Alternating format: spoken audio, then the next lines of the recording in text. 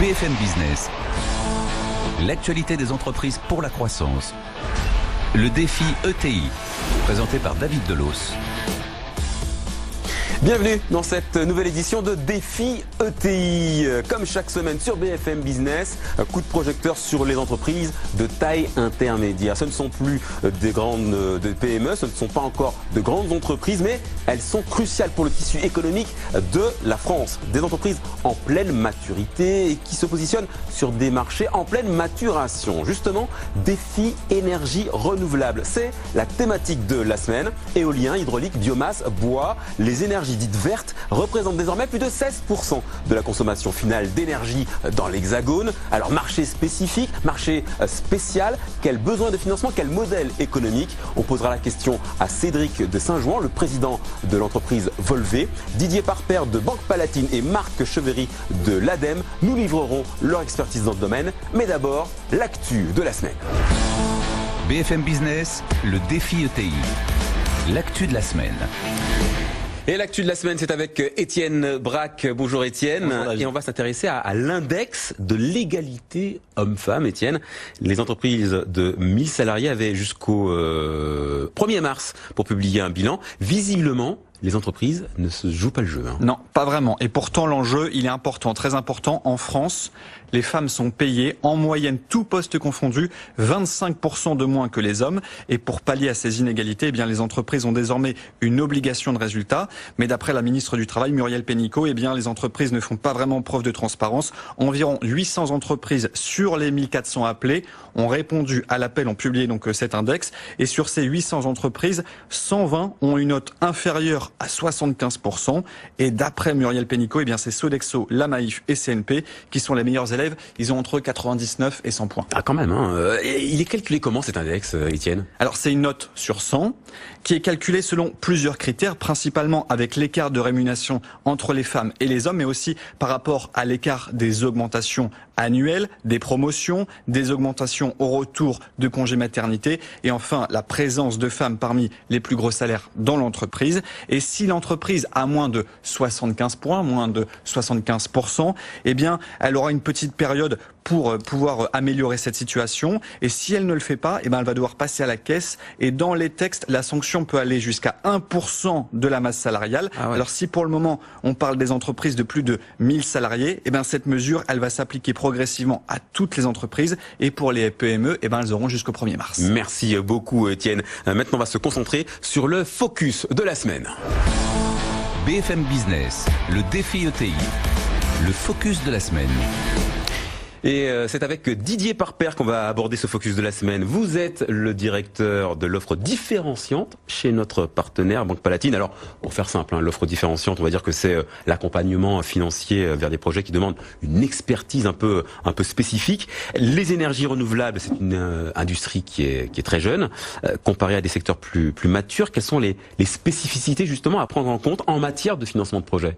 Alors justement, en matière de financement de projet, comme son nom l'indique, c'est vraiment une analyse que l'on doit faire projet par projet, ce qui implique de bien regarder l'environnement juridique, contractuel, réglementaire du projet. Voilà, d'autant plus qu'on est sur un secteur où le cadre réglementaire évolue beaucoup. Donc il faut être très attentif à ça. C'est vraiment une analyse projet par projet, à chaque fois sur une société ad hoc. D'un point de vue bancaire, c'est important, on est sur une société ad hoc, sans recours sur l'actionnaire. Donc c'est pas une analyse d'entreprise classique, c'est vraiment une analyse de ce qu'il y a dans le projet, des actifs du projet et des contrats qui vont permettre de faire les revenus de ce projet. C'est-à-dire qu'effectivement, on n'a pas d'historique sur lequel on puisse réellement revenir. Parce que l'industrie, elle est jeune, mais on voit quand même des éoliennes, des panneaux photovoltaïques depuis plusieurs années. Il y a quand même des points de repère sur lesquels on peut s'appuyer. Absolument. Déjà, on a un peu d'historique quand même, vous avez raison de le dire, aussi bien en France que dans d'autres pays européens qui ont été un peu plus précurseurs que nous parfois. Donc, on a déjà du recul sur le fonctionnement, sur la durée de vie des matériels, panneaux photovoltaïques, éoliennes, au bout de 15-20 ans. On sait comment ça vieillit et on sait que ces projets ont encore de la valeur lorsqu'on arrive sur ces échéances, c'est-à-dire à la fin des périodes de contrat de rachat de l'électricité. Et pour finir sur ce point-là, on s'appuie toujours sur des experts externes, audits techniques, juridiques, toujours pour bien valider l'environnement du projet, comme je le disais en introduction. Alors maintenant, vos clients, les acteurs, ils sont nombreux. Qu'est-ce qu'ils demandent spécifiquement à leurs partenaires bancaires comme vous? Alors oui, ils sont nombreux, c'est un secteur qui était historiquement atomisé, même s'il a tendance à se regrouper. Et ce qu'ils nous demandent, quelle que soit leur taille, c'est d'abord une compréhension des enjeux du secteur, puisqu'on est sur un secteur mouvant, encore une fois, donc être attentif à l'évolution réglementaire et être réactif, être créatif pour prendre en compte tout ça et proposer des solutions de financement compétitives et bien adaptées. Et parmi ces acteurs, il y a Volvé, créé au début des années 2000. Cette société s'est faite une spécialité des installations et des centrales d'énergie renouvelable. On en parle dans un instant avec l'un de ses fondateurs, mais tout de suite portrait d'entreprise avec Étienne Braque. Éolien solaire depuis près de 20 ans, Volvé s'est spécialisé dans les énergies renouvelables. Mais surtout, Volvé est devenu l'un des pionniers de la production de gaz renouvelable en France. Le tout grâce à la biomasse. Très vite, l'entreprise a noué des partenariats avec plus de 1000 agriculteurs, mais aussi avec des industriels. Financement, développement, exploitation. Volvé a réussi à industrialiser les process de la méthanisation grâce à ses centrales réparties en France. Actuellement, 7 sont en service, 3 en cours de construction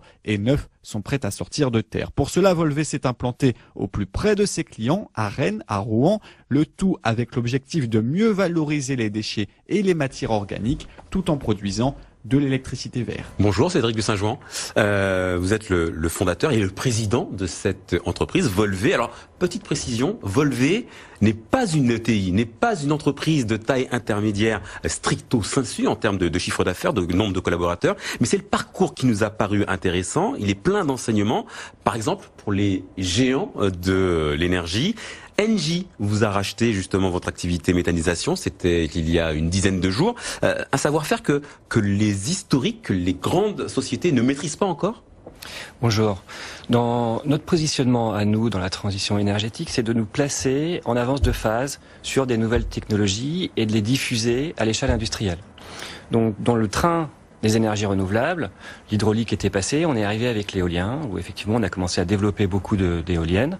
Ensuite le solaire, et aujourd'hui le gaz renouvelable. Et si on regarde d'un point de vue historique, en fait, on a commencé par décarboner l'électricité, avec l'hydraulique, l'éolien et le solaire.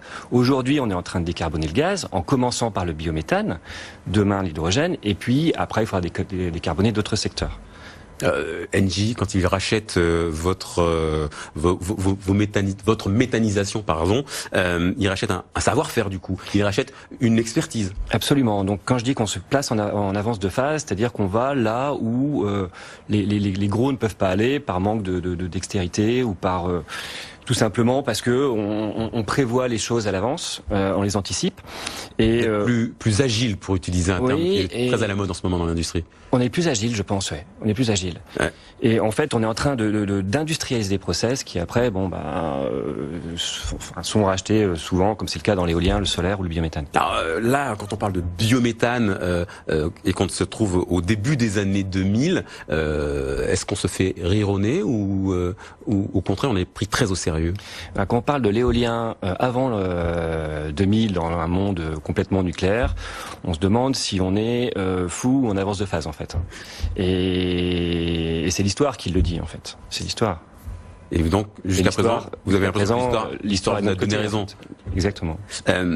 Quelles ont été les plus grandes difficultés que vous avez rencontrées? Ça a été du financement, ça a été de l'installation, convaincre des partenaires? Les difficultés, en fait, il y a 1001 raisons pour lesquelles un projet ne peut pas se faire. D'abord, le développement, c'est très long, ça dure 5 ans. Il faut demander l'autorisation à une trentaine d'administrations et autorités. Il faut de multiples savoir-faire, donc de réunir des personnes qui puissent porter le projet. Au bout de 5 ans, quand on a les autorisations, il faut trouver les financements, donc il faut convaincre les banques. Donc au début, c'est difficile, c'était difficile au début de l'éolien, et puis après elles ont compris, donc ça s'est généralisé. Dans le solaire, c'était pareil, et dans le biométhane, c'est pareil. Après, il y a la construction, où la construction, il faut choisir des technologies nouvelles, il faut travailler avec des gens qui sont pas encore bien implanté, je pense aux fournisseurs de process en méthanisation ou à l'éolien à l'époque. Et ensuite, il faut exploiter les centrales. Donc il faut développer tout le long de la chaîne de valeur un certain nombre de savoir-faire et il faut savoir les industrialiser puisque faire ça pour un projet, c'est pas rentable. Il faut le faire pour une vingtaine de projets. Et c'est ça la force de groupes comme Volvé, c'est d'avoir anticipé le fait qu'il fallait un portefeuille important pour pouvoir mutualiser en fait les efforts et produire ces savoir-faire qui aujourd'hui sont des savoir-faire demandés. Alors on va poursuivre la discussion avec nos experts. Donc il y a Didier Parper de Banque Palatine et puis il y a aussi Marc Chevery de l'ADEME. C'est l'Agence de l'environnement et de la maîtrise de l'énergie. C'est un établissement public affilié au ministère de la Transition écologique et solidaire. Et je précise que votre domaine d'expertise spécifique, c'est la méthanisation. Ça tombe bien. Comment est-ce que vous vivez, vous jugez la cession par Volvé de son activité méthanisation à un grand du secteur Engie? Je pense que ça a été résumé, c'est le fil de l'histoire. Et on est dans une politique de décarbonatation de l'ensemble de l'énergie. Et on a beaucoup progressé sur l'électricité, avec l'éolien, avec le photovoltaïque, et malgré tout, il reste encore beaucoup de chemin à faire, et se poser la question du gaz, puisqu'il y a une vraie demande, de plus en plus d'acteurs demandent à avoir du gaz vert, que ce soit des acteurs industriels, que ce soit des particuliers. Pour avoir du gaz vert, il faut mettre du gaz provenant de biomasse dans les tuyaux, les réseaux de distribution, et c'est ça le challenge de la méthanisation, sachant que la méthanisation a d'autres avantages. Elle présente des avantages pour le monde agricole en termes de retour vers le sol de matières fertilisantes. Elle permet également d'économiser des matières premières comme les engrais et autres, et là aussi on fait des gains d'énergie puisqu'on n'a pas à produire ces matières minérales. Alors c'est ça aussi qui est intéressant, c'est que là on tombe vraiment dans ce qu'on appelle l'économie circulaire. Les agriculteurs fournissent de la matière aux industriels qui redistribuent derrière. Ça va là encore dans le sens de l'histoire? Alors ça va dans le sens de l'histoire et c'est vraiment la chaîne de valeur, puisque ce sont non seulement les agriculteurs qui sont les premiers producteurs de biomasse, de matières agricoles, mais c'est toute la chaîne de transformation, les industries agroalimentaires, la chaîne de restauration, pourquoi pas le particulier qui se verra imposer d'ici 2025-2030 des collectes de ses déchets de cuisine. Toute cette matière organique peut retourner, produire de l'énergie, produire des engrais pour le sol et retourner vers le monde agricole. Donc c'est vraiment une boucle complète. Et autre particularité, c'est une boucle très locale. Donc on est dans de l'économie circulaire, mais au sens territoire, proximité, qui est un autre élément important de la demande actuelle. Didier Parper, c'est quelque chose qui vous marque, ça, quand on vous dit économie circulaire, économie circonscrite à parfois quelques hectares? Bien sûr, on regarde dans l'analyse du projet, ça en fait partie. La différence... Ça peut être un critère de choix pour vous? C'est un critère d'analyse. Le paramètre important sur ces projets de méthanisation par rapport à du solaire ou de l'éolien, c'est que la ressource, les approvisionnements, il faut bien regarder, c'est pas une ressource naturelle, c'est pas du soleil et du vent, il faut bien voir d'où ça vient et s'assurer que les approvisionnements sont sécurisés. D'un point de vue bancaire, c'est important dans l'analyse, c'est une différence entre les types de projets. Marc Chevery. Oui, je vais réagir parce que c'est vrai qu'il y a une différence vu d'un banquier ou vu d'un financeur de manière générale. Et on sait mieux prévoir aujourd'hui la quantité de soleil, la quantité de vent sur une année. Mais ce sont des énergies intermittentes. Et donc ça pose la question du stockage. La méthanisation, c'est exactement l'inverse. C'est-à-dire qu'on va se poser la question de l'approvisionnement, parce que si on n'arrive pas avec des tonnes de déchets organiques ou de matières organiques dans le méthaniseur, il s'arrête. Et par contre, on peut stocker le gaz. Et donc, on a une énergie moins intermittente. Et donc, voilà, ça donne une des équations sur lesquelles on regarde collectivement comment structurer cette filière, comment professionnaliser les acteurs et comment surtout la développer, parce qu'il nous reste encore beaucoup de chemin à faire. Alors justement, beaucoup de chemin à faire. Cédric de Saint-Jouan, c'est quoi les prochaines étapes? Vous parliez de l'hydrogène tout à l'heure. Aujourd'hui, il faut anticiper le monde de demain et voir avec quoi on va travailler en fait. Parce que vous êtes avant même la locomotive de la transition écologique, c'est ça? Moi, j'ai commencé à travailler sur l'éolien en 97. On les a vus pousser en 2007. J'ai commencé à travailler sur le biométhane en 2010, et c'est maintenant en 2017, 2018, 2019 qu'on commence à voir les réalisations.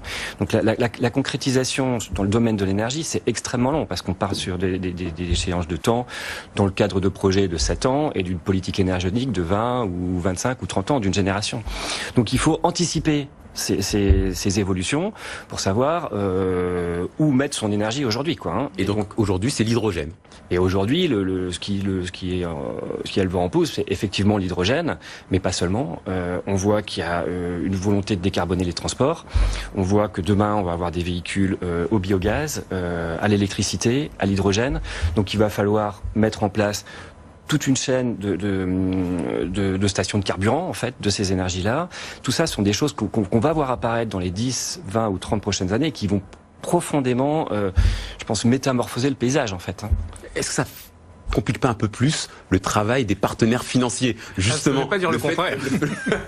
Le fait d'avoir justement à réinventer plusieurs modèles dans des modèles. Alors, on suit évidemment les évolutions du secteur. Comme toujours, la banque suit ces évolutions avec un certain effet retard, puisqu'il faut trouver la maturité des modes de financement. Alors d'abord, c'est plus un sujet d'innovation technologique. Il y a de l'accompagnement financier qui va avec.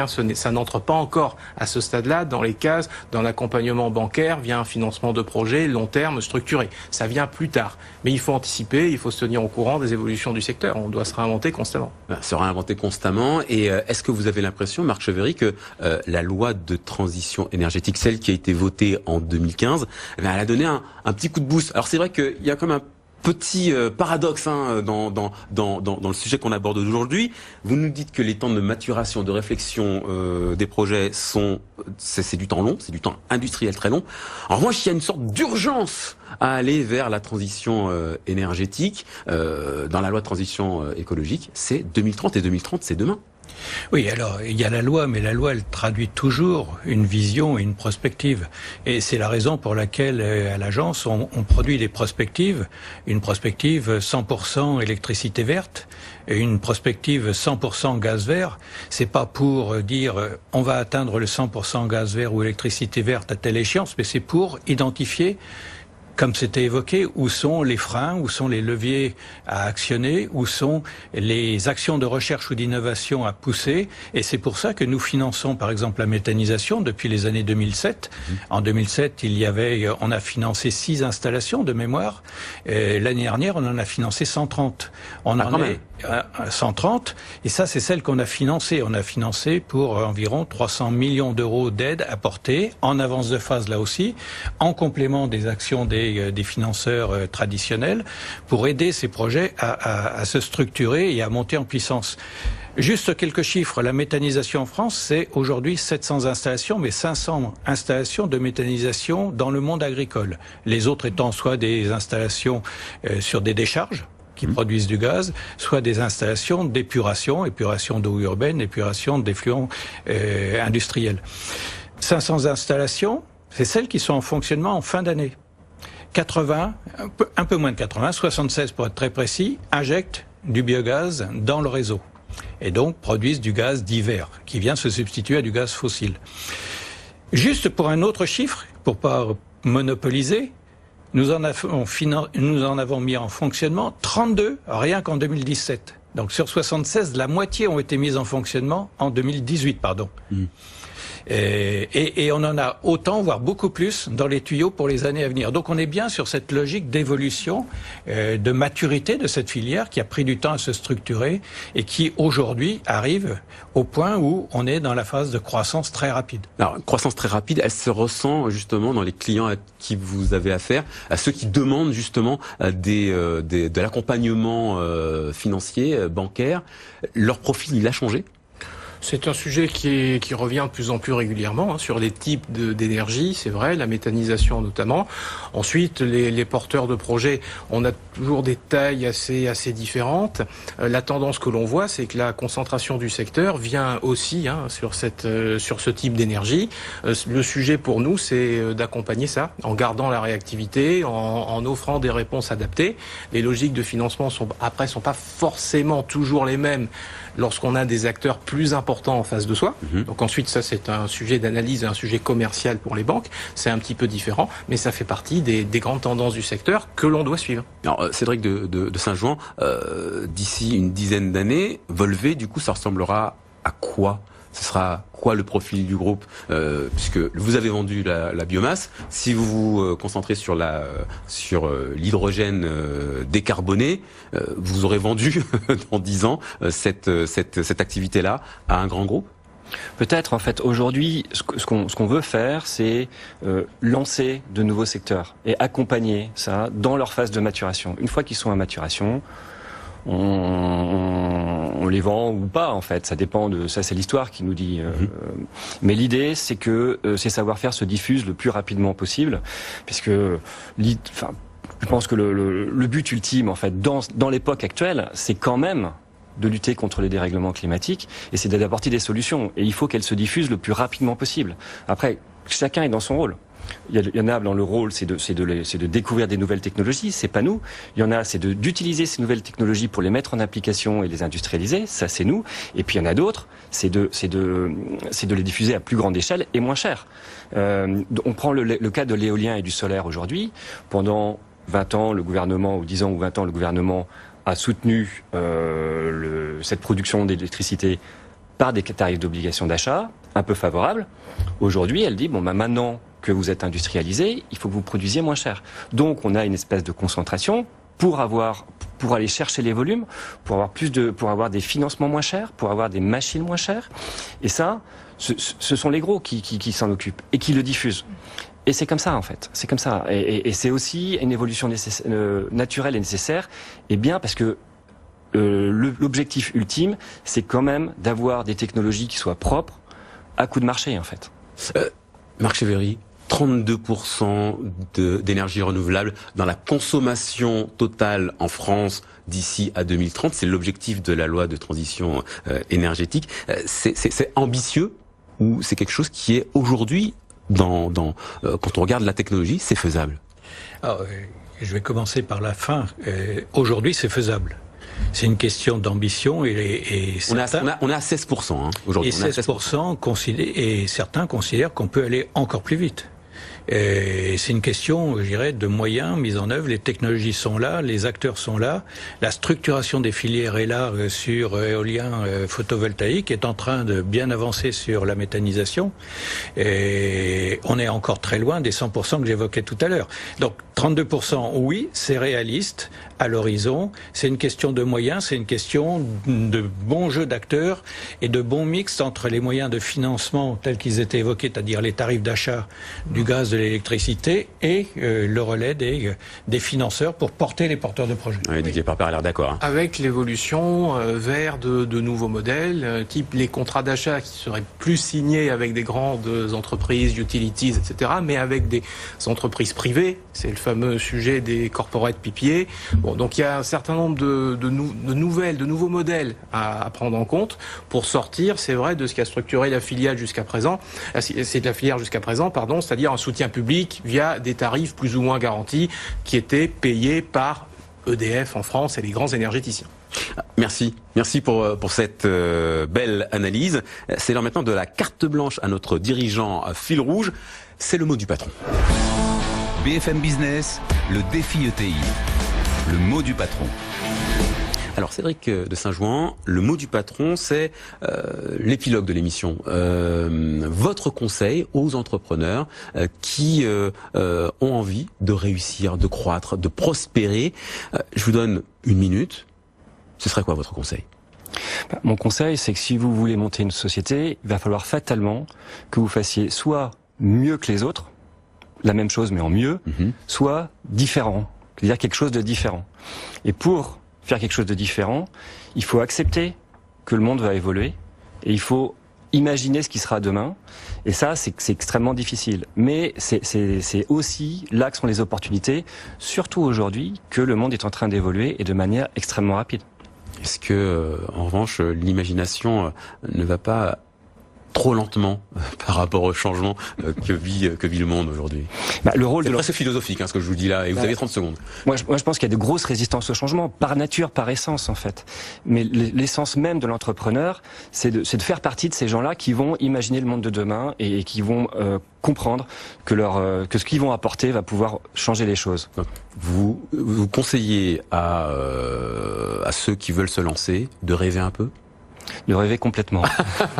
De rêver complètement. Très bien, on le garde comme ça. Merci Cédric de Saint-Jouan, président de Volvé. Merci Didier Parpère de Banque Palatine, la banque des ETI. Merci Marc Chevry de l'ADEME. Merci d'avoir été avec nous.